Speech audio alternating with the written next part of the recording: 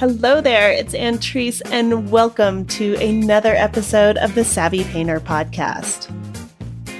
If you like this podcast, I'd really appreciate it if you take just a few minutes and leave a review for me on iTunes. It is super easy to do, and it makes the podcast easier for other people to find. Plus, it helps me get so many of these great guests that you hear on the show. So all you need to do is go to savvypainter.com/review. That page has a direct link to iTunes where you can leave your review. It would mean so much to me, and I thank you in advance for that. The Savvy Painter podcast is published every week on iTunes, Stitcher Radio, iHeartRadio, and SoundCloud. If you are a painter or artist who is looking for down-to-earth, real-life conversations about art, how to create it, how to sell it, you are in the right place. Savvy Painter has been downloaded over 1 million times by artists in 150 countries. This is the place where you will find your community, you will be inspired to create, and you'll hear real stories from artists who are thriving with their art. So if you are new to this podcast, I want to welcome you to the Savvy Painter community. But make sure you don't miss an episode. Sign up for weekly updates, free guides, and workshop announcements. Go to savvypainter.com and click on join. It's that easy. Now let's get started. My guest this week is Mario Naves. Mario is an abstract painter, an art instructor, and a writer. His work is represented by Elizabeth Harris Gallery in Chelsea. Mario has received awards from the National Endowment for the Arts, the ED Foundation, the George Sugarman Foundation, the National Academy of Design, and the Pollock Krasner Foundation. His writing has appeared in such publications as City Arts, New Art Examiner, Slate, The New Criterion, The New York Observer, The New York Review of Art, and The Wall Street Journal, just to name a few. Both Mario and I throw out a few quotes in this episode, so it kind of seems appropriate to add one more to the prelude. And that is, if you want to avoid criticism, say nothing, do nothing, and be nothing. Aristotle supposedly said that, and I read it on the internet, so it must be true. Mario has received plenty of criticism for his writing about art, and in a move that precedes Jimmy Kimmel asking celebrities to read tweets from their Twitter trolls, Mario posts the harshest reviews of his own writing. He has been called the worst New York art critic, and my personal favorite, a priggish... See, I can't even read it without laughing. A priggish, stuffy, self-congratulatory, slapping cynic.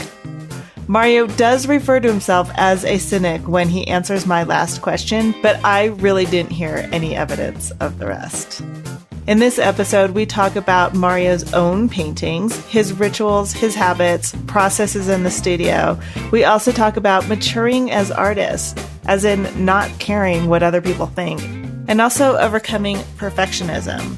Mario studied painting and drawing at the University of Utah and went on to get his MFA from Pratt. His art education emphasized representational art, and yet he eventually embraced abstract art. So I was really interested in this transition, and we get into an interesting discussion about abstract versus figurative art, and why some people have a hard time embracing abstract art. But before we begin, though, I want to give a big thank you to Ginny Gardner for introducing me to Mario and for putting us in contact. So thank you very much, Ginny. Without further ado, here is Mario Naves. Mario, thank you so much for taking the time to talk with me on the Savvy Painter podcast. I really appreciate it. I'm happy to be here. I'm glad we finally managed to get our resources together so we could talk. I know, as I was saying to you before, I think you are the person that has suffered most from my crazy schedule and me rescheduling on you. So I really, really appreciate you sticking with me and not just going, forget it. Can I tell you, I don't know a single artist who does not have a crazy schedule. Just because we've made room for this thing we do in our lives, making art in lives that are not always accommodating to doing that because of our various responsibilities, relationships, jobs, et cetera, et cetera. So I was not put out in the least by our juggling of schedule. Well, thank you very much. I would love to hear you, if you don't mind, describe the work that you do. That is sometimes is a tough question for people. Lord, all right. What do I do? I hate that question because I'm starting off so well. I often have students over to my studio. Mm-hmm. I teach at a variety of different schools. And they come in with various levels of sophistication or knowledge of the visual arts. And the question that invariably comes up is, what is your art about? And I'm always left there with my mouth agape and just kind of hemming and hawing and stuttering. So what do I do? Okay, here's something. In recent years, I've been using a lot of tools, such as rulers, stencils, French curves, you have it. Kind of these factory-made, anonymous shapes. And my hope is that by using these shapes and juggling them and juxtaposing them and finding different ways in which they interact, that they become less generic. They become something much more, hopefully, individual and idiosyncratic.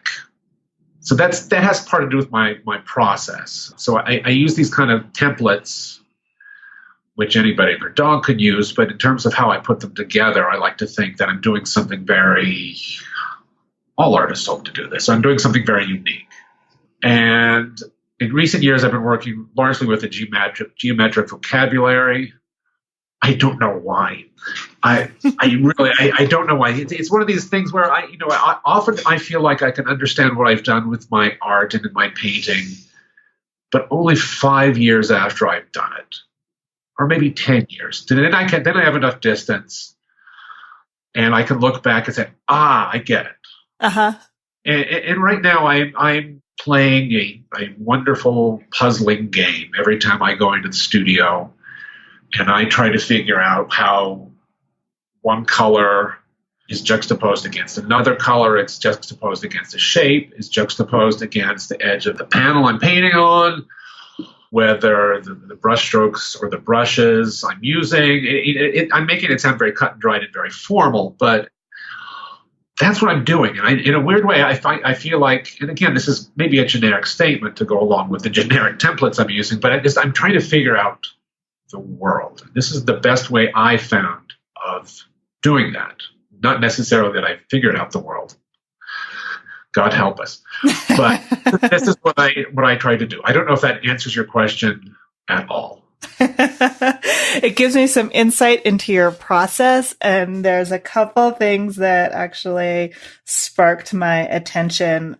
The description that I read was that your art is sort of a form of painting disguised as collage. And I thought that was a really interesting way to put it. Like it's a very simple way to put it, but it sparked my curiosity. Okay, because when I was making collages, and before going back to painting, I was making collages for maybe 20, 25 years. Uh-huh. And I always said, or someone wrote about me, I can't remember the chicken or the egg, that I always felt like I was painting by other means. In that case, doing with scraps of paper and pressed surfaces. The odd thing is, I still think I am doing collage in a way. The certain collage aesthetic fits into my work, even though I'm no longer using adhesives and paper and scissors and ripping. I'm painting. I'm with brushes and paints and the rest. But I'm still very much involved with the collage aesthetic. Mm-hmm. Which is one thing I love about collage is that just the inherent tension that comes about and between putting things together that should not belong together. Mm-hmm. Whether it's an image, whether it's a texture, whether it's black and white print versus color print, whether it has to do with matte paper or glossy paper or a ripped edge versus a cut edge. I like that sense of fracturing. That's inherently a part of collage. And I do think that, I hope anyway, that's kind of been translated into my paintings. Certainly the process is exactly the same between what I was doing in my collages and my paintings. My paintings take a longer spate of time to polish off, but it's the same intuitive process that I was using as I did with my collages, which is just I make it up as I go along, and I juggle, I improvise, I obliterate, I restate. the means and the finish, and certainly the kind of clarity in my paintings is different than in my collages, but in many ways, they're exactly the same process. What do you feel like you're looking for? Like, it seems like if you're, while you're painting, because you said that you don't, I'm going to paraphrase. I don't remember specifically how you phrased it, but something along the lines of you don't really know until after the fact what this work is about. So when you're standing in front of the canvas, are you trying to get somewhere? What are you looking for, I guess? Okay, I'll paraphrase. Talk about paraphrasing. I don't remember if Richard Diebenkorn said this, or I think Diane Arbus may have said something similar. I'm sure artists from day one have been saying something like this. But I want to look at something unfamiliar that I recognize.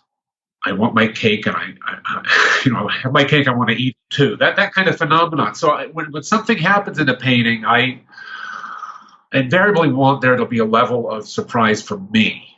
And I just, it's when my painting is completed, it's, I know it when I see it. Mm-hmm. That's the best I can verbalize.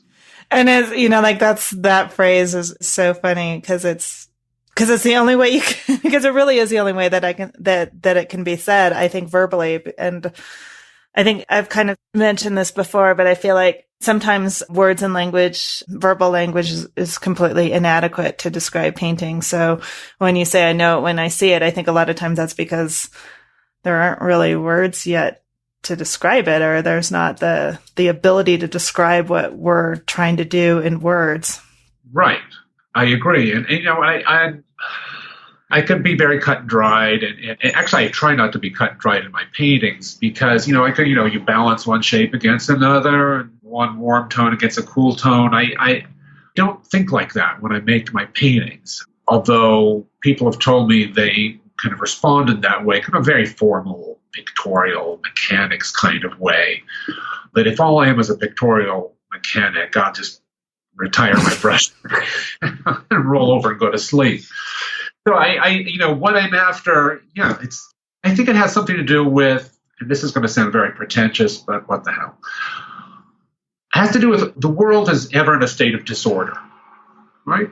Now it seems really disordered, just incredibly disordered. And because of all the links we have with the immediacy of digital culture, all these things that have been brewing in the last, 10 years or so, say. And it's a kind of tension and a kind of anxiety that, frankly, I'd like to tap into, that kind of energy, that kind of confusion. And again, I'm making this sound very conscious. This is only something, as I stew over these paintings and I look at them and I go back and look at them over so many years, I say, okay, that's kind of what you were juggling there. Mm-hmm. Have you ever looked at your paintings and, like you're saying, after the fact, several years later, or 5, 10, even more years later, and seen something that surprised you? All the time.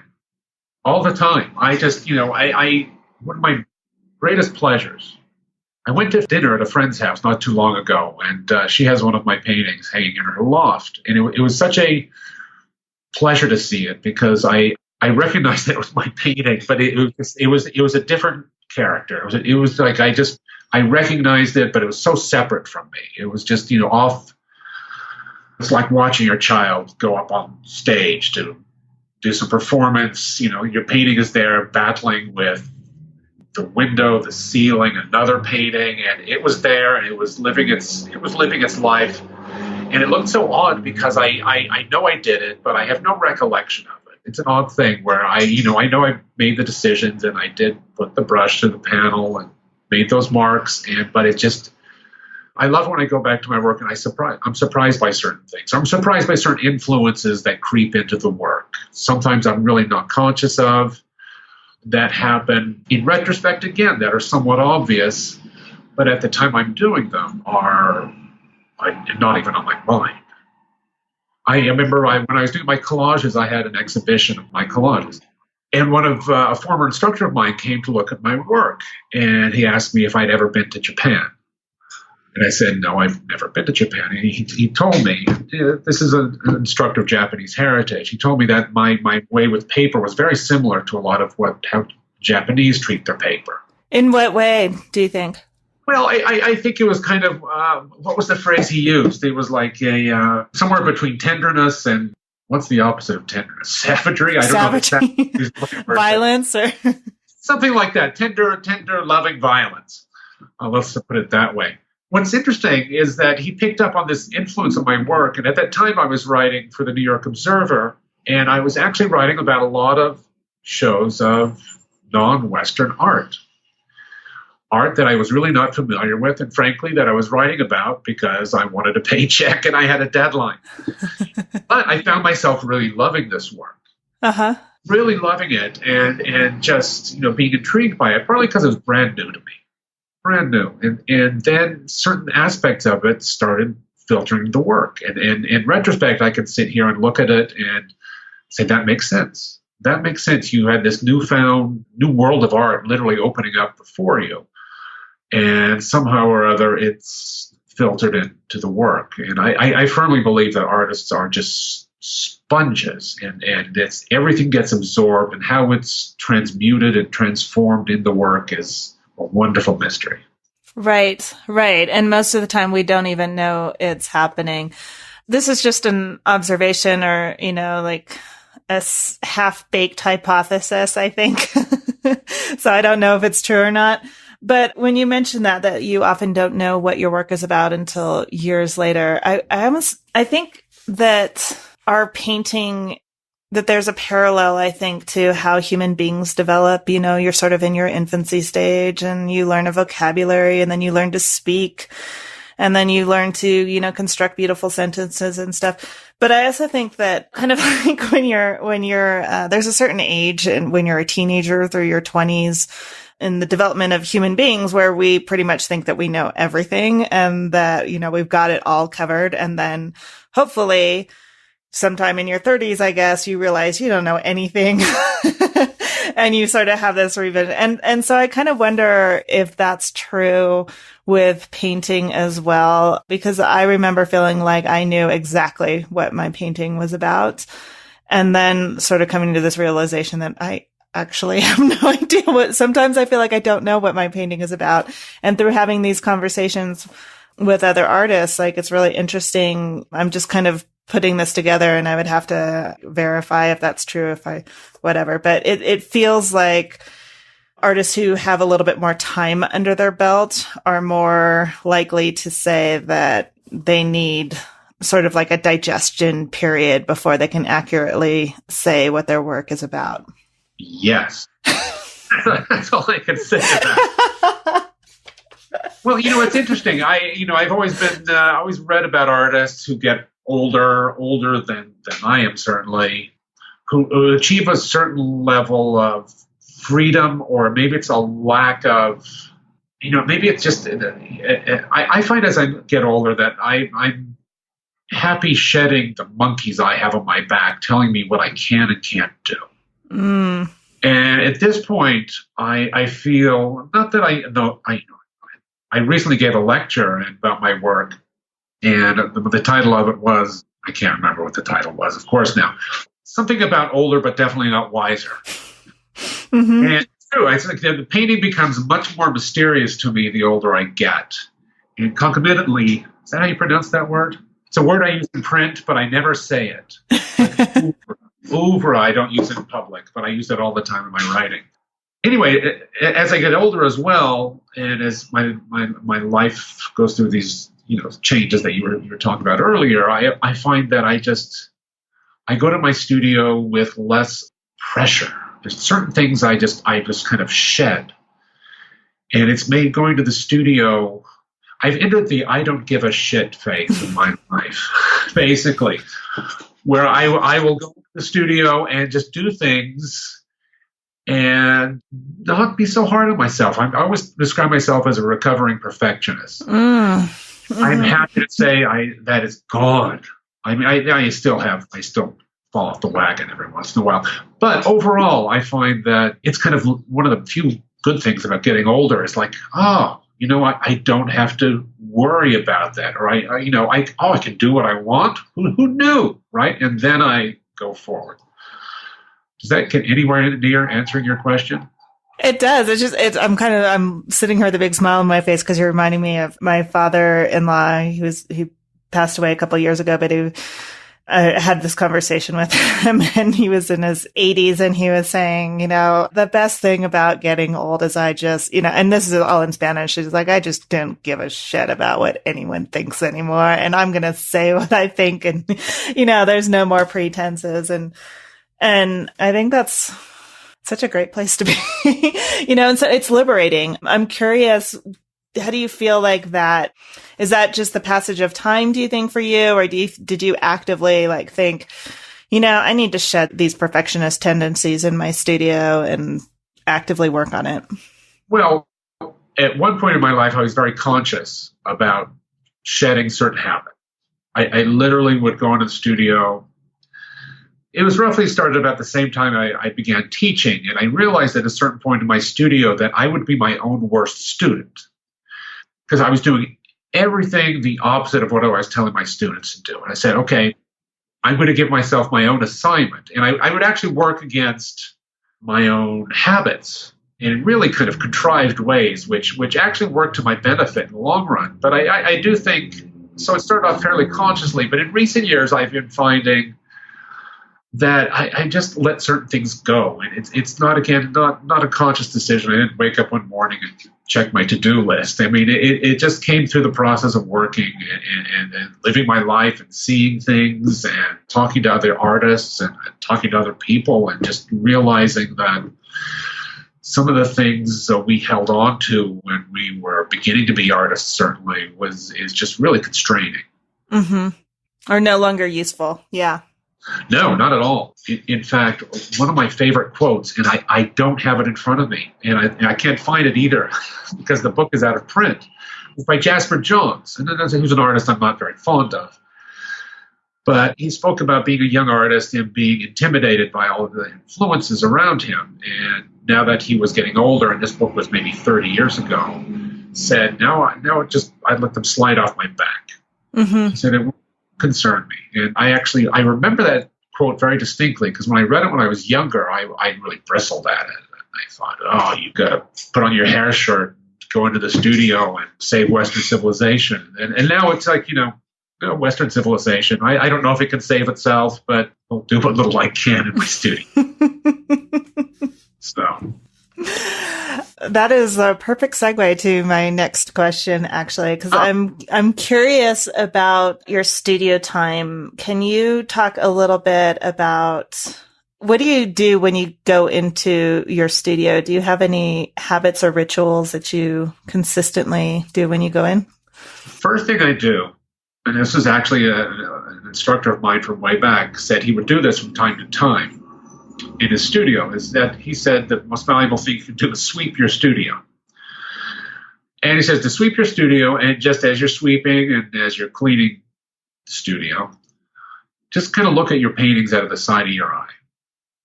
And just don't stare them down. Just kind of look at them and, tidy up and put your tubes of paint in order or whatever. It's great. I actually find it's been very helpful. So the first thing I do when I go to the studio is I sweep my studio. If I get to my studio a lot, it's kind of pointless because I've swept the previous day. But it's just, at this point, it's a little ritual that I get into, and that's what I do. Uh-huh. But that's it makes sense to me. I think those rituals are sort of important to set the stage and to, that sort of repetition, I think, puts your body and mind in a place where you can create. Oh, I agree. I'm not a big believer in waiting for the muse. If I waited for the muse, he or she will never arrive. And so I'm one of these persons that's almost wish I had a punch clock in my studio where I could just stick it in, I'm in, and stick it out, and just I get to work, go through my little sweeping, then I just get to work. And what happens, what happens. I just head straight into it. Yeah. I can't say I treat it like a job, because I actually, it's a lot less profitable than having a job, but it's rewarding in myriad ways. Can you talk a little bit? I mean, I know you've mentioned that the tools that you use, but I would love to hear a little bit about your process, how you start a painting, how you work, what happens when you choose your canvas. Well, the way I start my paintings is I usually start by some variation of chance incident. And I use a lot of circles in my painting. I may not always keep them, but some remnants of the circle or circular forms kind of exist there. And usually I use anything from stencils to paper plates to yogurt cups. And often what I'll do is I'll put my panel, I like painting a panel, away from me, a good distance away. And I will literally throw like an empty yogurt container, like a Frisbee. And where it lands on the panel, that's where I start. I trace it, I paint. And the other things, sometimes if I'm stuck for a color, I'll just put all my paints on the table. I'll mess them up. I'll turn around 3 times with my eyes closed. I'll pick up a tube. That's what I begin with. Wow. I like to be my own devil's advocate. Mm-hmm. I'm using that correctly, but I like to work against my own inclination. And if I feel a painting, if I say I work on a painting and I feel like I'm getting stuck, oftentimes I will kind of restart the whole process that way. I'll often sand down the surface, get it to its bare bones structure, and then I'll just start hucking things at it or throw a ruler on. Wherever the ruler lands, I make a line, I go from there. So my work is in many ways very hands-on in terms of its crafting, but in terms of my approach, it's a lot of hands-off is involved. A lot of chance, a lot of just letting things happen. That's so fascinating, especially because my background in art is representational. And so there's this whole other approach that happens when you're taught that way. And so just like, I love the idea of just throwing something at the canvas and going, okay, that's where I'm starting and I'm making my mark there. Well, the thing is, I was trained as a representational artist as well. I can't tell you the number of figure drawing and figure painting classes and subsequent artwork that I did through that. So I find it, kind of ironic that I ended up doing the kind of abstraction I'm doing, but I do think I bring something of what we learned about space or structure or anatomy or muscle or whatever you have into my work, even if it's obscured or distilled. I think, I look back at my education and being drilled and working from the figure, painting from the figure, and it was just a blessing. I hated it when I was doing it. I was a young guy. I was going to conquer the world. I look back now as the best thing that ever happened. And because you went to Cooper Union, right? Do I remember that correctly? I was an undergraduate at the University of Utah. Oh my gosh, that's right. I had that in my, okay, I'm sorry. Okay. You taught at Cooper. That's what I have mixed up. Okay. A little bit. Yeah. Okay. So you went to school in Utah and studied the traditional methods of drawing and traditional methods of drawing and painting. And there were opportunities to pursue other things, other ways of working. But I remember, if I remember correctly, I was still required to take figure drawing and or painting every semester of my entire education, even, last semester of senior year. I was given a lot of latitude, a lot of freedom to do, independent projects, say. But at the same time, I was still hunkering down in front of the model. So I'm kind of curious. I don't know what I'm seeing as you have, and this is going to sound like a house of mirrors, but you have an inclination to do the opposite of what your inclination tells you to do, which could be like, but I think that's really, I'm curious, when you were in school and you were, being taught the figure and you're saying you didn't like it, did you already feel then that you were more interested in abstraction, or did you just not like what they were, it was just too much regiment? I just think I was young and it's kind of, I was never really rebellious, but I was kind of bristling against the authority, and it's like, oh, I got to do this again. And in terms of rendering the figure or painting the figure, I was still doing representational work, maybe not, traditional figure painting, say, for instance, but I was clueless about abstraction. When did you get into it? When did I get into it? Maybe a good, oh heavens, I have to do the math. A while. Oh, wow. So for you. A while's enough. Yeah. Okay. Whatever. Maybe 8, 10 years, something like that. Was there something that pushed you into that? Were you looking at particular artwork that got you interested in that? What made you? I'm always really interested in that because, like I've always been kind of really fascinated, like by some of these artists who go back and forth between abstract work and figurative work, and the concept that, like all these, kind of doing air quote, but the traditional method of teaching art and figure drawing and the way that you learned and the way that I learned. Abstract artists typically say that you need to know that in order to create. Amen and hallelujah. Amen and hallelujah. Yes. And that's a very good question because I don't know how I ended up being an abstract artist. I really don't know. And, earlier was said about I was doing collage as a means of painting or painting as a means of collage. I actually think in recent years I'm doing kind of stealth figurative art in my work. It's very much, because I've mentioned this to friends and other painters and my students. When I have my druthers and I go to the museum, I will go to the Metropolitan Museum, for instance, and I will go look at early Renaissance painting and Indian miniature painting. I don't look at abstract painting. I mean, I do, but when I go to the museum, that's not what I want to see. I want to see Petrus Christus or Gerard David or, these artists. This is the kind of work that's really inspiring me in recent years. So, and I'm still an abstract artist. And I think part of it, when I give a talk about my work, I often mention that turning point in my life was having seen Titian's painting, The Bacchanal of the Andrians, at the National Gallery in London, which is, I just remember just being stunned by that painting. And this is a while back. I'd have to look at my files because I actually wrote about the exhibition. And what was stunning about it to me is that, that there's a big crowd around it, which is not surprising given the nature of, certainly large museums in big cities today. But that people were looking at it and they weren't leaving. They kept looking at it. And after a while, I managed to get close to the painting, and I kind of understood because that painting never stops.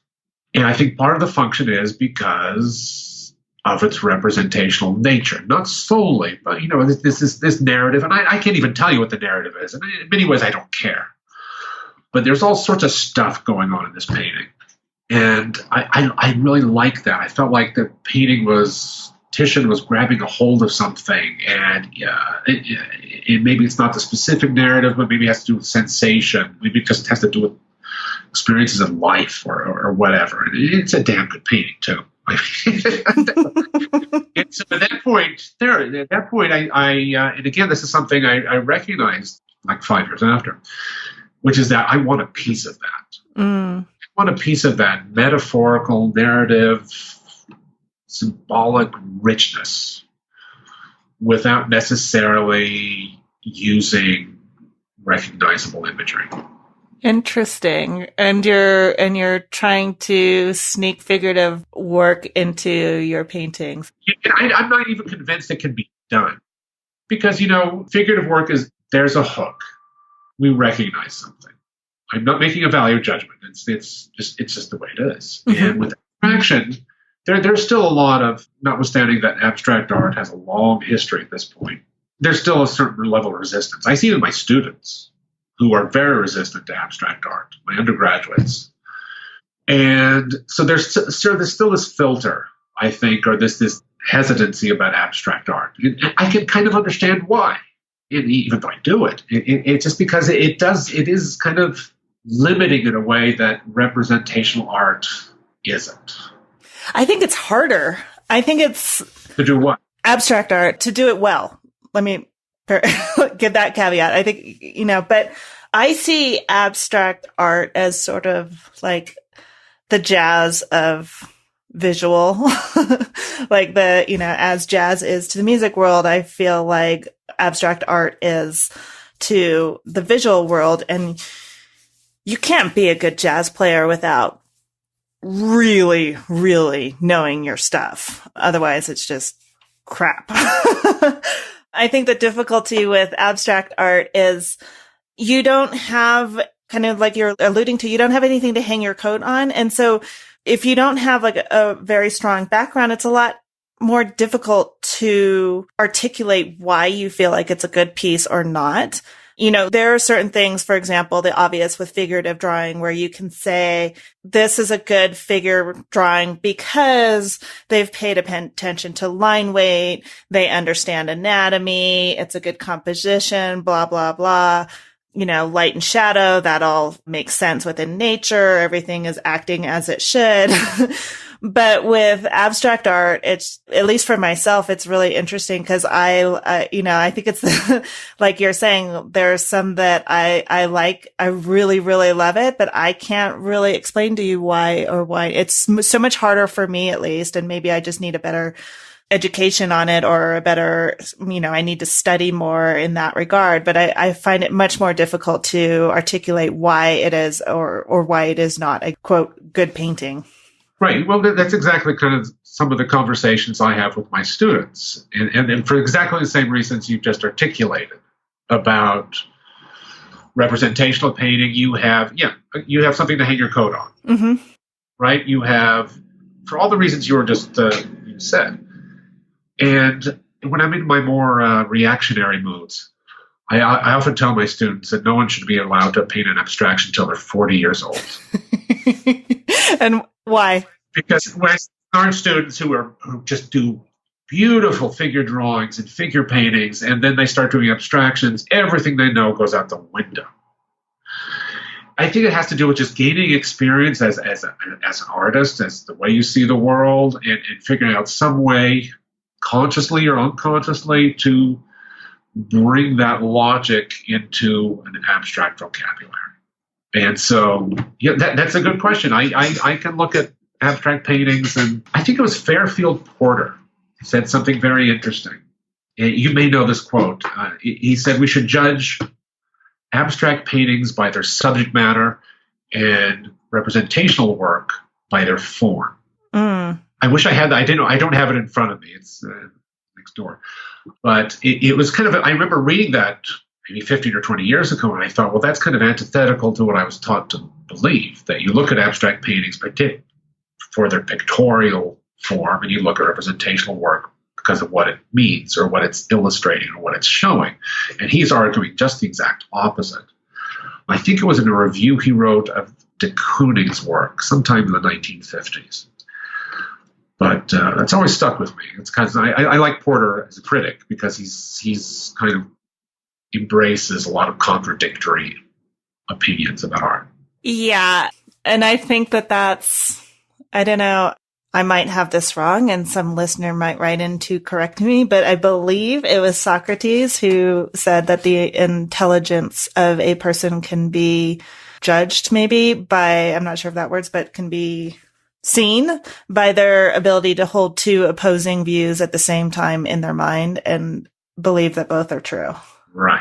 I don't know who said it either. I'll trust you, and I'll just say it's Socrates. I'm not sure. I think it was him. I could be wrong, but either way, and that's a really interesting, just that idea, I think, because it feels to me, at least like now, that people really want to have black and white beliefs about things. And so just the concept of holding two opposing beliefs in your mind and being okay with both of them is, when you really think about it, sort of mind blowing, Yeah, absolutely. I mean, I think that's one reason I've always loved art. Forget painting, novels, music, is that you're as a painter, I always say this in my classes, you're taking this inert stuff and you're using it in such a way to bring life to something, right? Right. Use the colored substances and you put it together, and it just, at some point, it is very paradoxical, because, we can go to museums and galleries and look at art and look at paintings and what have you, and there's some kind of independent kind of integrity there, that somehow this object has been given, for lack of a better word, and risk of being corny, has been given life, has been given vitality. So I always do think that anyone who's involved in art is involved in a contradictory pursuit, because you're really working against logic in a way that you can take a mess of words and make a great novel, or you take some scattered notes and put it together in such a way that they do something completely unexpected and completely new, or what have you. So I just think that's an integral part of the creative process. It is. And I feel like, I'm just thinking right now, like, I feel like maybe that's why a lot of art is difficult for people to understand, because we're kind of asking people to think in ways that they are not accustomed to acting, and not to get into a whole conversation about education or whatever, but I think that at least in the United States, the educational system is based a lot on going through steps 1, 2, 3, 4, or there's a very linear order to things, and you memorize things, you do things in this way. And so when you get 16 years of that, and then you're asked to look at a piece of art and not think linearly, I think many people don't even have a clue what to do with that. It's like asking them to suddenly, a person who speaks English to suddenly understand Mandarin or something that is not even related. Right. I think there's some truth to that. However, I've also found in my teaching, and I teach a lot of people who are not training as artists. They're becoming dentists or accountants or filmmakers or what have you. So these are people not kind of versed necessarily in the history of art or the art world or what have you. And I have found that with some prompting, but with not a lot of prompting, folks can really see things. Mm-hmm. There are people that, my students, who may have never picked up a brush or a pencil before and may never again after the end of the semester. They are able to articulate certain aspects of this or that drawing or painting in ways that are really sophisticated or nuanced, or they're seeing. And I think, maybe not universally, but I do think that, and certainly if you're in a classroom environment, you're being encouraged to work and maybe think in different ways than you're normally used to when you go to your job or you go to your economics class. But I've actually found it a very heartening experience teaching non-art majors, because artists are a cynical bunch, and we all sit around and bitch and moan about our lot in life and this, that, and the other thing. And then, seeing these people discovering what it is to look, discovering visual language is incredibly heartening. So, yeah. Well, I also think that, some of the most interesting comments that I've had on my work or questions are from non-artist friends, people nowhere near, like, on the engineering side or accounting side of the thought process. And they see things or they ask a very simple question that I hadn't thought of. And I'm like, okay, that's very cool. Yeah, absolutely.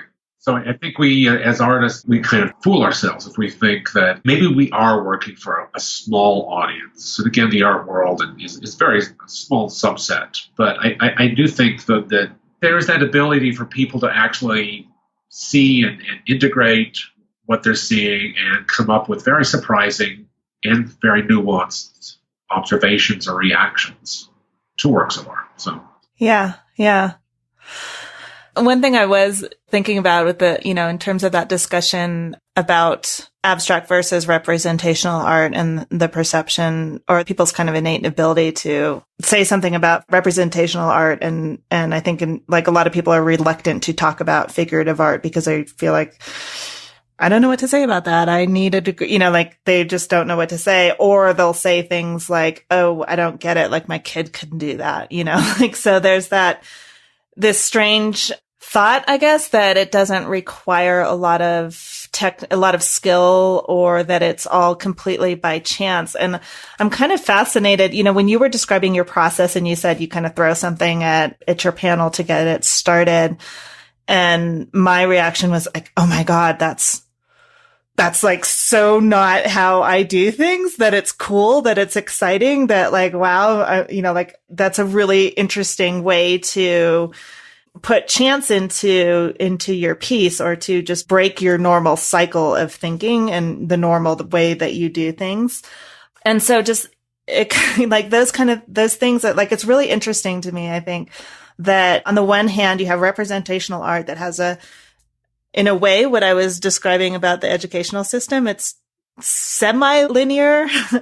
And yet when you described this idea of, just complete and utter chance coming into it, what kind of went through my head was just more like, yes, kind of like as opposed to feeling like things need to be really structured. So I'm just like, this isn't really a question, but I'm just kind of fascinated by this tension that I see between the need for complete chaos, maybe not chaos isn't the right word, but unpredictability versus structure and limits and all of that. And I'm curious what your thoughts of that are, in terms of structure and limits versus spontaneity, chaos, etc. in a piece of art. One of my favorite paintings, well, there are two favorite paintings. The two best paintings that Willem de Kooning ever did are Attic and Excavation. Attic is at the Met and Excavation is at the Chicago Art Institute, or maybe vice versa. Anyway, those are the two. And what's always, and I may have written this many ages ago, but what I find thrilling about those two paintings, and they're very intense, and I don't think de Kooning ever did anything ever quite as good again, is he has both that, it's like the super ego, if I could wax Freudian, if he's seeing super ego and the id going at full tilt, and just the ego is just stepped out for a cup of coffee. So you have these two opposing things, and they're just going at it. They're just at full blast, and de Kooning holds them together. It's amazing. I those two breathtaking paintings because those two intensities of approach are just held on the same level.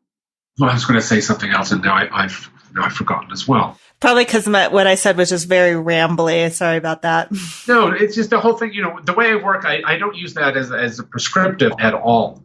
Because I remember when I first came to New York City, I went to the Whitney Museum, and they had a show of some of Edward Hopper's sketchbooks, drawings. And I was really struck by them because Edward Hopper just kind of figured out, when he walked up the canvas with his oil paints, everything was already in place. You look at some of these drawings, he's got everything situated exactly where he wants it, within the format. He even had, if I remember correctly, like, yellow ochre on the thigh, alizarin crimson on the marquee. Mm-hmm. And it just, everything was down, and I'm not going to say formula because his paintings, I really love Edward Hopper. He's an artist who looks better to me every year in a way many other artists or heroes I've had in the past have not.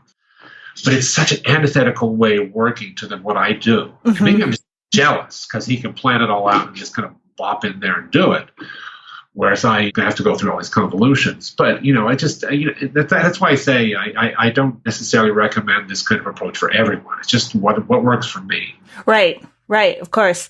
But that's the thing that I find so interesting. I've talked to other artists on this podcast who mix their entire colors, all of them, before they even start painting. And I just can't, just the idea that somebody can do that and would just completely blew my mind because there's so, to me, there's so much foresight that is involved with that. It just, compared to the way I work, to me, it just feels like, how do you do that? That's just mind boggling and amazing. And yet the thing that there's two artists that I'm thinking of who do that. One is by the name of Mark Trujillo and Kathleen Speranza. Also, she works with the Munsell palette. And so very, very structured.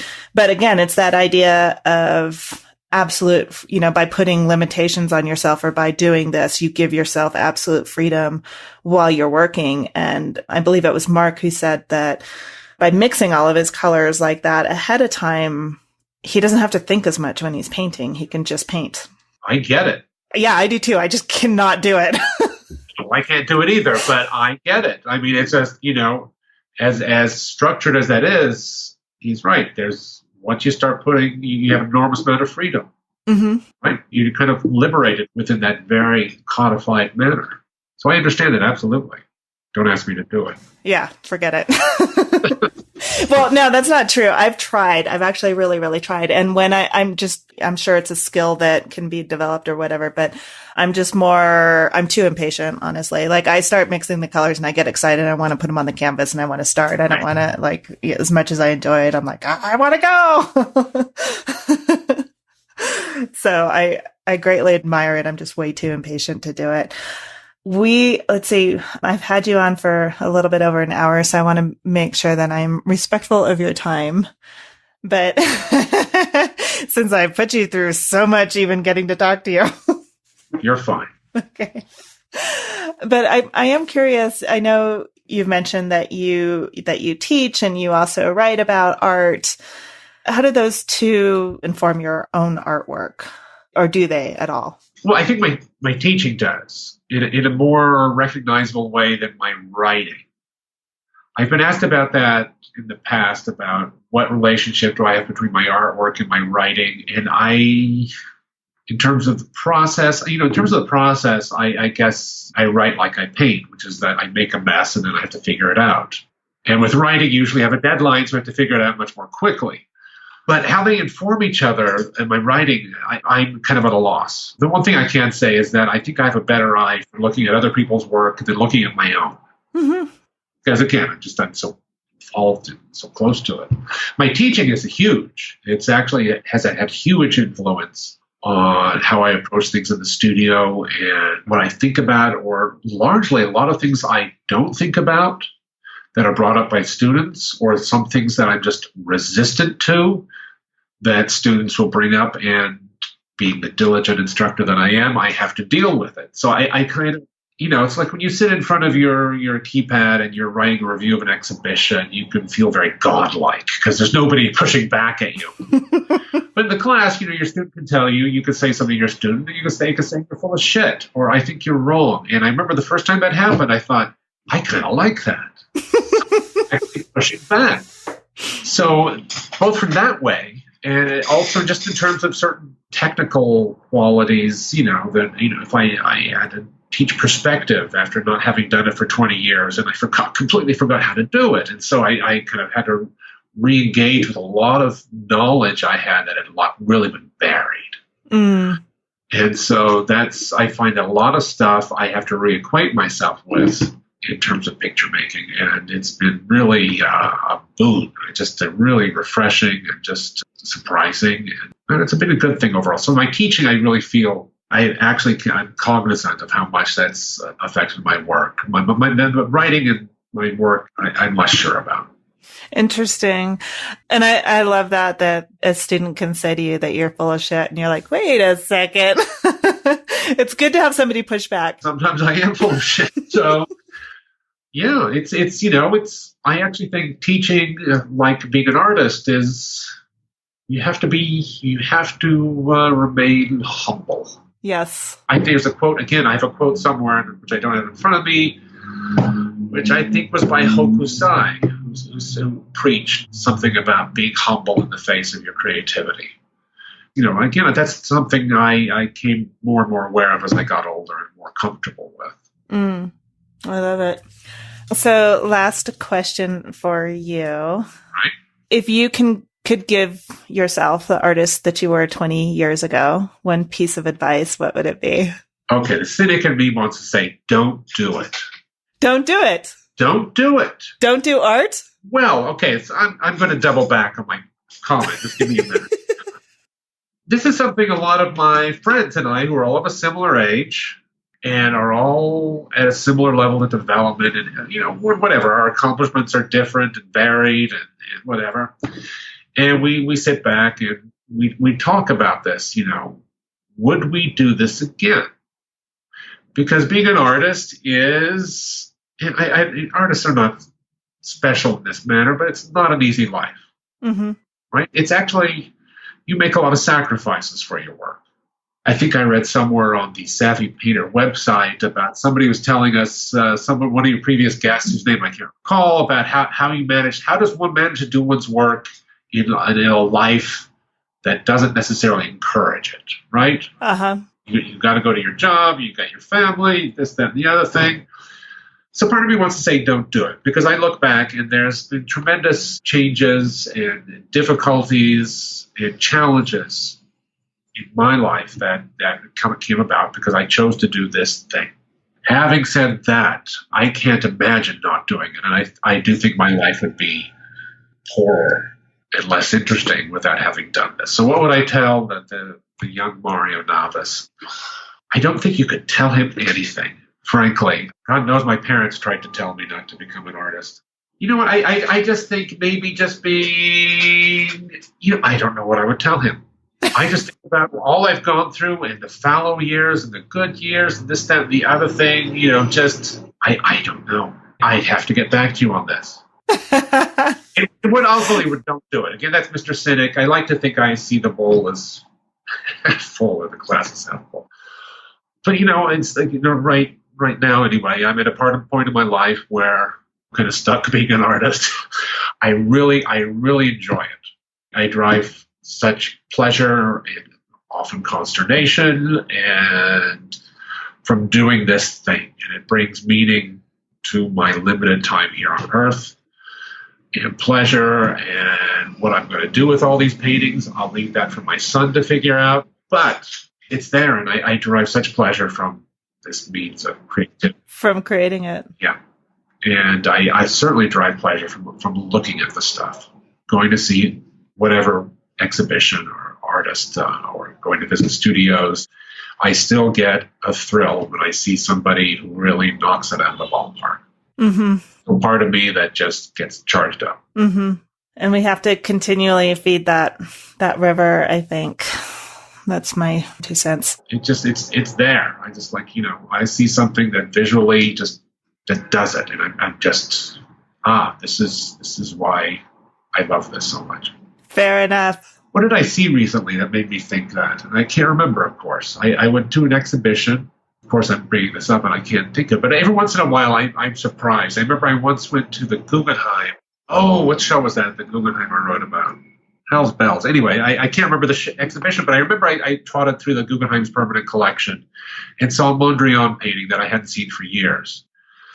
And my first impulse was to go up and kiss it because I just looked at this Mondrian. And it was before he really became, the black lines and the primary colors. It was still little grays and maybe little pinks in there. And it was such a good painting. And I just had that sensation. I'm feeling it now, in fact. And I texted a friend, I want to kiss Mondrian.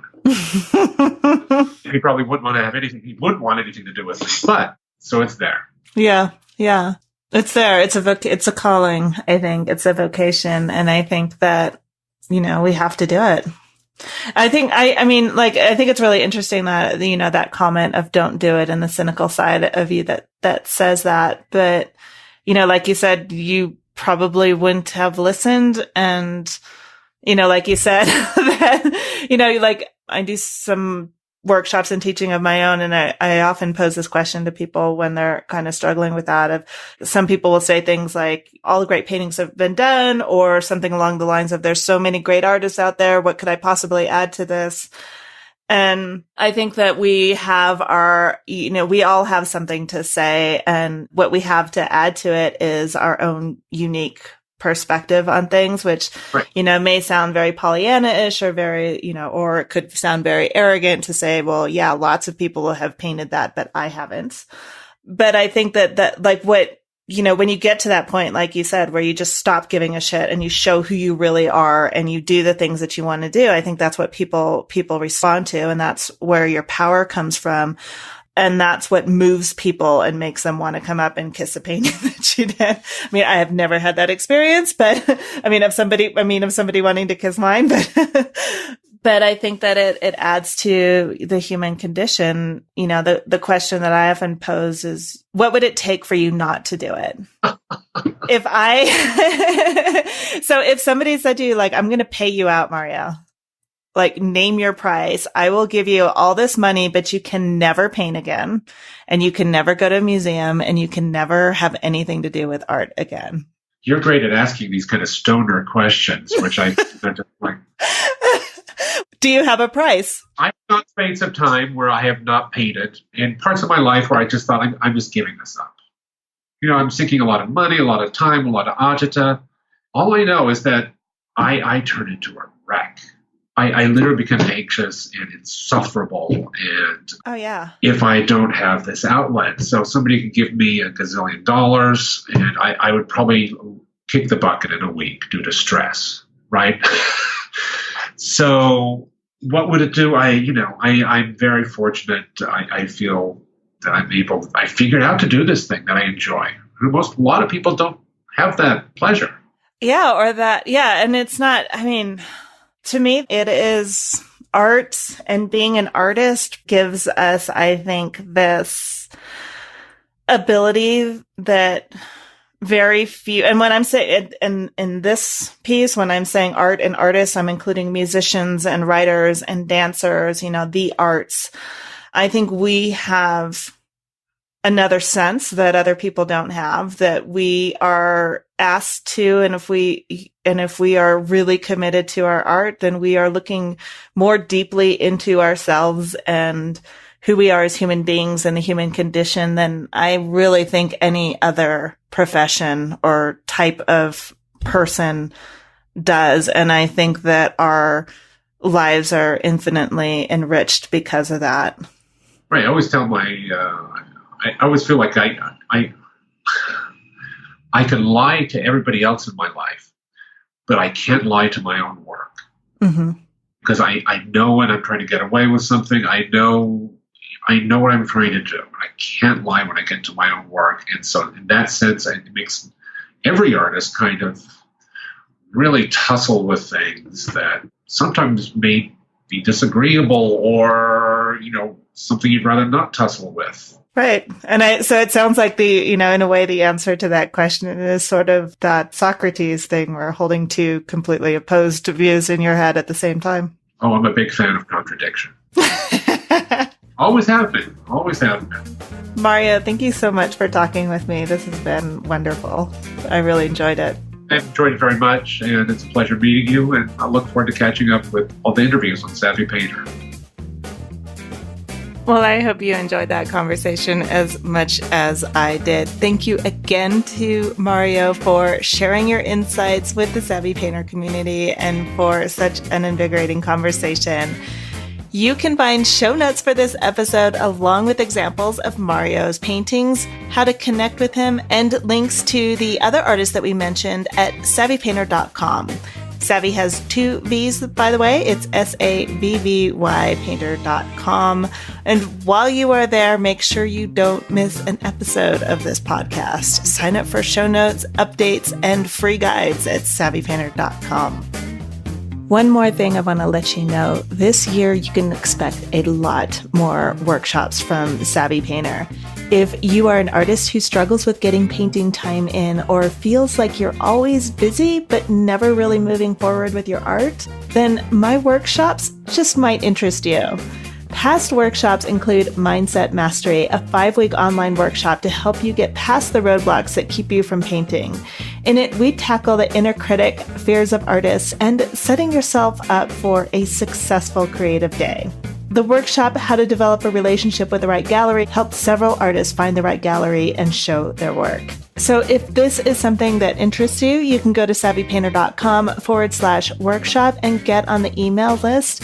This is separate from the main list that tells you when a new episode comes out. This is just for the workshop, so you don't get quite as many emails, but when you do, there's always something really good happening. Sign up now and get a downloadable PDF with case studies that tell you exactly how 3 artists pushed through barriers that were getting in the way of their studio time. You can, for example, learn how Rhonda went from not wanting to call herself an artist to getting her very first solo show. Also, listen to an introverted artist describe how she built her confidence and then spoke in front of an audience of her peers. And you can discover the tools that Samantha used to take back her power after a decade of believing that she had no, I'm putting air quotes there, she had no talent. So again, go to savvypainter.com/workshop to reserve your place on the list. When you sign up, you get that downloadable case studies that I mentioned, but more importantly, you get exclusive invites to upcoming workshops. Most of the time when I launch a new program, it sells out before I ever announce it publicly. So reserve your spot now at savvypainter.com/workshop. Until next week, this is Antrice Wood with the Savvy Painter Podcast. Thank you so much for listening.